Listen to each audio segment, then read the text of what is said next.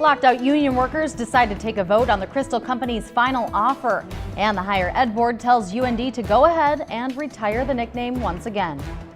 Good evening and thanks for joining us tonight. Union workers are rethinking their decision to reject a contract offered by the Crystal Sugar Company, which could end the nearly 11-month lockout. An 18-year-old East Grand Forks man sits in jail for what could be a very long time. Adam Budge is in Polk County Jail on 4 charges that could land him a total of 70 years in prison. The Viking Stadium is a done deal. The Minneapolis City Council approved the plan this morning by a thin margin. Reporter Naomi Peskovitz was there and brings us the story. Grand Forks school officials are concerned about a major issue on the June ballot. The district plans to build a new South End elementary school, but construction on the school might have to be delayed if Measure 2 passes June 12th. That's because it would take away from the district's funding plan. The State Board of Higher Education has directed the University of North Dakota to retire its Fighting Sioux nickname. The move comes just 2 days after state residents voted overwhelmingly to have the name retired. The State Board of Higher Education first retired the nickname in 2010.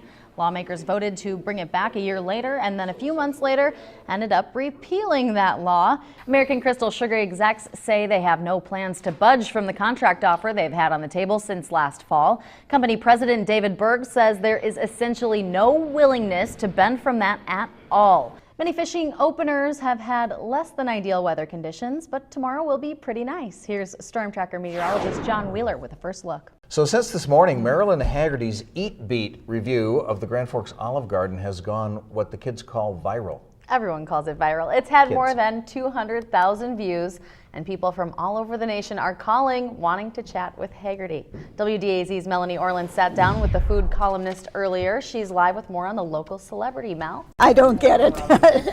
That's the whole thing, is I just don't get it. When I talked with Marilyn, she told me she had been out of the house all morning playing bridge, so I don't even think she was aware of how viral her review has actually gone. Well, she knows now, that's for sure. So our own Terry Doolin posted on Facebook that apparently Anthony Bourdain tweeted about Marilyn Haggerty tonight too. So in support of her, yes. Yes, of course. All right, thanks, Melanie. Thank you. Many local farmers were happy with last night's rainfall. According to the National Weather Service, the Grand Forks area got 3/10 of an inch of rain. Many farmers were worried over the past few months that the dry spring was a beginning of a drought. Some farmers will likely be harvesting small grains 2 to 3 weeks earlier in some areas. So how's the weather shaping up for the weekend? Here's Storm Tracker meteorologist John Wheeler with a first look. The voters of North Dakota have decided to allow UND to retire the Fighting Sioux nickname and logo, and that's a move that will free the school from NCAA sanctions. Retiring the Fighting Sioux logo and nickname has been a long debated issue.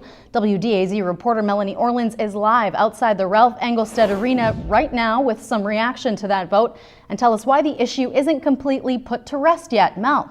A mother and daughter who shared a birthday died of natural causes within hours of each other this week at a northern Minnesota nursing home. 96-year-old Gladys Streed kissed her daughter one last time. A police report and autopsy results show that the UND student found dead in March in the Grand Forks rail yard died of blood loss after his right arm got tangled up in a train and torn off. 20-year-old Blake Christopher Ailing also had a blood alcohol content of 0.287, according to the report. An East Grand Forks man has been arrested for sexually assaulting a 26-year-old woman, and a Grand Forks man is wanted for his role in the crime. Police are looking for 31-year-old Ismael Smiley Hernandez, who is charged with first-degree criminal sexual conduct. 33-year-old Jose Arriaga Soto Jr. is in custody in Crookston on the same charge. Welcome back, everybody. Hockey fans in Thief River will be glued to their TVs tomorrow afternoon, of course, if they're not in St. Paul. Yeah, because that's when and where the boys' high school hockey team will play in a state semifinal game. WDAZ reporter David Schwab has the story. Of course, Lou Gehrig didn't have all the help that Alex Rodriguez had, artificially, that is. You have to explain to me what that means. Steroids. Oh. Did I say that? All right, thanks, Pat. When we come back, we'll tell you what places in Grand Forks might be added to the National Historic Registry.